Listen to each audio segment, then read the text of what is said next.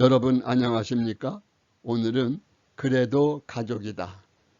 당신이 가장 비겁할 때 가족은 당신을 돕습니다. 이러한 주제를 가지고 말씀을 드리도록 하겠습니다. 인간에게 가족이란 무엇인가? 사전적 의미는 어버이와 자식, 부부 등의 관계로 맺어져 한 집안에서 생활을 함께하는 집단, 부부를 기초로 하여 한 집안을 이루는 사람들, 이것이 사전적 의미입니다. 인류학자들이 주장하는 통설에 따르면 인간이라는 존재가 이 세상에 출현하는 처음부터 가족이 있었다고 합니다. 이렇게 만들어진 가족 집단을 가정이라고 합니다. 가정은 어린이를 양육하고 사회화하며 가정은 가족 구성원 상호 간의 보호와 정서적 지지를 제공하며 가정은 가족 구성원들을 외부의 사회적 또는 자연환경적인 위험이나 위해로부터 보호하고 가족 구성원들이 겪는 희로애락을 공유, 공감하며 서로 격려하고 위로함으로써 정서적 공감을 회복, 유지할 수 있게 합니다. 그래서 가족은 그 가정의 공동 운명체라고 할 수 있습니다. 여기서 가족이 위기에 처했거나 반드시 도움이 필요할 때 가족들이 어떻게 돕는지 실제의 사례들을 들어 소개하겠습니다. 여러분은 10시간 남았습니다의 주인공 브라이언 윌스 씨의 이야기를 아십니까? 그는 신체 건강한 22살의 미국 테니스 국가대표 선수이었습니다. 그는 유럽에서 열리는 국제대회에 출전을 대비해 평소처럼 열심히 연습을 하고 있었습니다. 그러던 어느 날 연습 도중 속을 불로 지지는 것 같은 열기가 돌더니 정신을 마비시키는 고통이 왔습니다. 걸음이 불안정했습니다. 라켓을 쥔 손이 떨렸습니다. 그는 이를 악물고 휴식을 취하기로 했습니다. 그는 탈의실에서 손으로 머리를 감싼 채 앉아 있었습니다. 나에게 무슨 일이 일어나고 있는 것일까? 검사 결과 그의 오른쪽 신장이 기능을 멈췄다는 사실을 알고 그는 깜짝 놀랐습니다. 이번 9일째 의사가 들어오더니 슬픈 눈빛을 보이면서 말했습니다. 정말 나쁜 소식이 있어요. 브라이언은 복부에 골프공 크기의 종괴가 있는데 아프리카 어린이들에게서 흔히 발견되는 희귀하고 치명적인 질병인 버킷 림프종, 즉 불치암으로 진단되었습니다. 버킷 림프종은 매우 빠르게 진행되며 이것을 치료하는 병원은 전 세계에서 3곳뿐입니다. 질문 있으세요? 의사가 물었습니다. 그는 주말에 집에 가서 기도하고 싶다는 말 외에는 할 말이 생각나지 않았습니다. 의사는 버킷 림프종은 매우 빠르게 성장하는 종양인 것을 말하지 않을 수가 없네요. 아이들은 하루 만에 죽는 것으로 알려져 있어요. 의사가 말했습니다. 의사의 말은 그가 떠난 지 한참 뒤에도 사형 선고처럼 병실 안을 맴돌았습니다. 그의 가족들은 크게 충격을 받았습니다. 브라이언 윌슨은 안정을 찾으려고 애썼습니다. 그는 생각했습니다. 어떻게 내가 이 무서운 질병에 걸릴 수 있었던 것일까? 나는 젊고 건강했다. 내 인생 전체가 약속처럼 내 앞에 펼쳐져 있었습니다. 그러나 종양은 악성이었고 나는 내 삶을 위해 싸우고 있었습니다. 주말에 집에 가서 기도하겠다는 것은 부모님이 자식들에게 영적인 신앙을 물려주셨기 때문입니다. 그는 기적을 기대하며 병원을 나왔습니다. 브라이언 윌스 가족은 그때부터 한 마음으로 하나님께 열심히 기도를 하였습니다. 그들은 하나님의 많은 기적을 알고 있었습니다. 그는 버킷 림프종이 무엇인지 몰랐지만 치유는 항상 그에게 쉽게 찾아왔습니다. 가족은 그의 건강 회복을 위해 먹는 것과 자는 것도 잊은 채 온갖 정성을 다해 기도했습니다. 의사가 당신의 생명은 10시간밖에 남지 않았다는 판정은 빗나갔고 한 번 걸리면 절대로 살아날 수 없는 무서운 질병이라는 복깃 림프종은 그의 몸에서 완전히 사라졌습니다. 누구보다 놀란 것은 가족보다도 의사들이었습니다. 의학적으로는 도저히 치료될 수 없는 악성 질병이었는데 거짓말처럼 치료가 되었기 때문입니다. 가족의 힘은 이렇게 위대한 것입니다.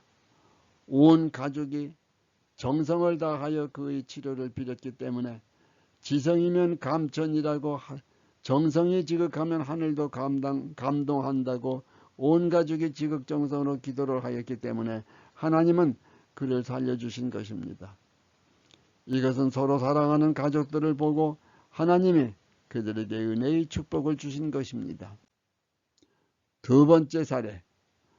여러분은 의사 이승복 박사를 아십니까? 그는 8살 때 부모님을 따라 미국으로 이민을 갔습니다. 유년기에 낯선 타국 땅에서 견딘다는 것은 참으로 감당하기 어려웠습니다. 다행히 건강하게 태어난 그는 운동에 뛰어난 소질을 가지고 있었습니다.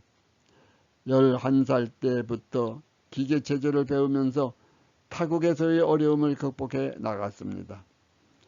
기계체조를 배우기 시작하기 무섭게 그는 뛰어난 기량을 보였고 올림픽 금메달이 유력한 대한민국 국가대표 선수로 자리 잡아갔습니다. 그러던 1983년 7월 4일 고난도 회전기술을 연습하던 중 턱이 마루에 꽂히듯 떨어져 척추 신경조직이 끊어지고 말았습니다. 그의 나이 18살. 한창 꿈을 키워나갈 때 그는 금메달의 꿈을 접어야 했습니다. 9개월간의 고통스러운 재활보다 더 괴로웠던 것은 더 이상 인생의 꿈이 없다는 것과 왜 나에게 이런 일이 일어났을까 하는 의문이었습니다.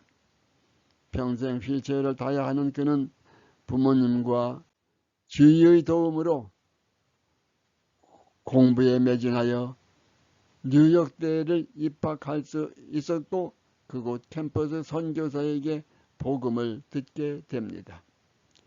우리를 사랑하셔서 부르신 주님은 사람마다 다 계획이 있다는 것과 이 땅에서 온갖 경멸과 고난과 고통을 받으신 주님이 누구보다도 더 자신의 아픔과 무너지는 마음을 잘 알고 계신다는 선교사의 말 가로세로 100km나 되는 큰 바위를 1년에 한 번씩 참새가 쪼아서 달아 없어지게 할 만큼의 시간도 영원에 비하면 티끌 같은 시간이라는 것. 주님이 계획하신 삶 속에는 감당할 힘이 있다는 것을 깨닫게 된 이승복. 인격적으로 예수님을 영접한 후로 이승복은 더 이상 금메달에 집착할 필요가 없어졌습니다. 그는 자신과 같은 사람들을 일으켜 세우고 싶은 제2의 꿈이 생겼고 모두가 걱정하며 지켜보던 의사가 되기 위해 그 힘든 의학 공부를 시작했습니다. 그러나 그 의학 공부는 재활 때보다 더 힘든 과정이었고 인턴 생활을 하던 중 자신의 손과 발이었던 어머니도 중풍으로 왼쪽이 마비되어 2개의 휠체어를 끌어야 했지만 그는 결코 좌절하지 않았습니다. 주님이 감당할 힘을 주셨기 때문입니다. 평생 재활해야 하는 환자인 동시에 의사인 이승복 박사의 환자들에 대한 말 한마디 한마디는 세계 최고 병원의 환자들에게 가장 좋은 약이 되고 있다고 합니다. 자신과 영원히 함께 하시는 주님의 휠체어를 타고 예수님의 사랑을 전하기 위해 이승복 박사는 오늘도 힘차게 달려가고 있습니다. 그의 가족들은 오늘도 그를 위해 모든 애정과 응원을 아낌없이 보내고 있습니다. 사람이 감당할 시험 밖에는 너희가 감당한 것이 없나니 시험 당할 즈음에 또한 피할 길을 내사 너희로 능히 감당하게 하시느니라. 고린도전서 10장 13절 되어 있습니다. 그에게만 가족이 없었다면 그런 상황에서 어떻게 되었을까는 너무도 확실한 것입니다. 가족은 그를 위해 주님께 지극정성으로 기도를 했고 주님은 그 정성의 축복의 은혜로 응답한 것입니다. 인간이 태어나서 일생을 살아가는 동안 누구에게도 도움을 받을 필요 없이 살아갈 수 있다면 얼마나 좋을까마는 결코 그렇게는 살아갈 수 없습니다. 어떤 형태로든지 꼭 도움을 받으며 살아가게 되어 있는데 그 중에서도 가족이 아니면 도움을 받을 수 없는 일들이 너무 많습니다. 특히 중한 질병에 걸렸을 때 가장 도움을 주고 받을 수 있는 것이 가족입니다.